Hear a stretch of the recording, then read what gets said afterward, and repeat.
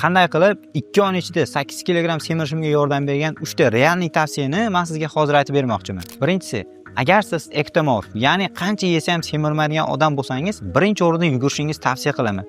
Yugurish siz uchun birinchi bosqich hisoblanadi xolos. Umuman olganda sizga zalga chiqish, ya'ni sport butun jarayonni tezlashtirishga yordam beradi. Ikkinchisi, har doim to'g'ri ovqatlanishga harakat qiling.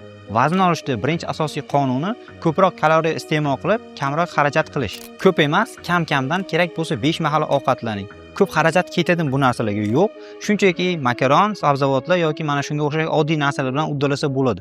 Men bu narsalarni o'zim uddalaganman. Uchinchisi, qo'shimcha ozuqa moddalardan foydalaning. Bu narsa sizga umumiy jarayonni tezlashtirishga yordam beradi.